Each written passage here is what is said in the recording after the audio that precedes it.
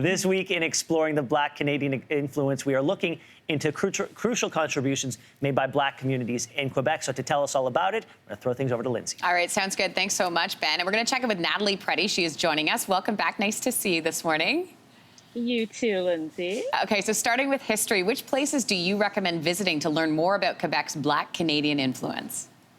So let's start in Montreal. You can go on a Black history tour, which you can actually book through Airbnb. And they are available in French and English. And they walk you through about 300 years of Montreal's history in activism, in jazz music, and the Black community like Little Burgundy. And while you're in Montreal as well, you can go to Memoryscapes, and that's at the Black Community Resource Center. And that's a living history. And it's 100 years of Black history, culture, and heritage. And it really focuses on preserving Montreal's Black English-speaking community. So this has been funded by Heritage Canada, Black Studies Center, Concordia University, Youth in Motion. And it's a very, very exciting oral audio-based project.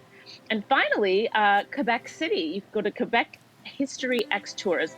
And this was a walking tour that takes you through Quebec City through the lens of slavery and the presence of Black people since the beginning of New France, which of course is the 17th century. It takes you where masters lived, the executioner's redoubt, and lots of other civil rights movements that changed Canadian history. Next up, food and wine. What are your recommendations?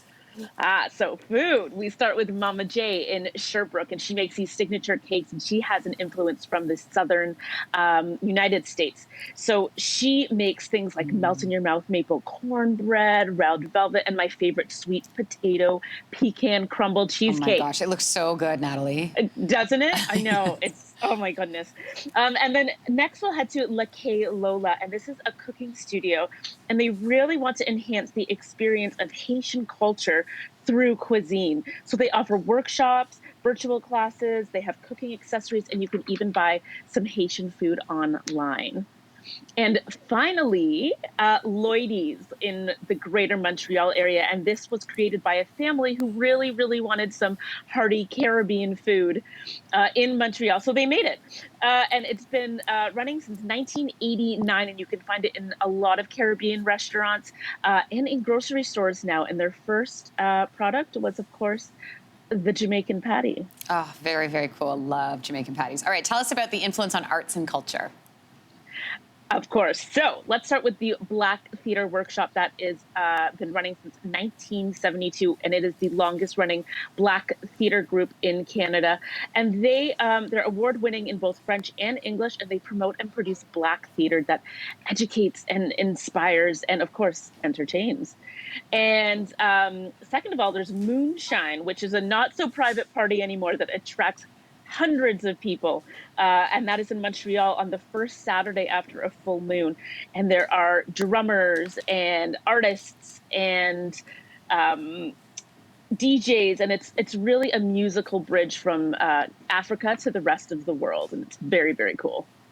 And finally, of course, there is the International Black Film Festival, and this actually starts September 24th of this year.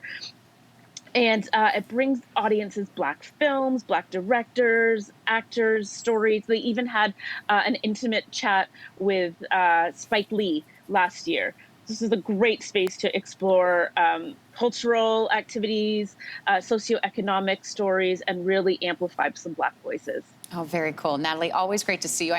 Hey, thanks for watching. If you liked this, be sure to subscribe here, or you can check out more Your Morning videos right here.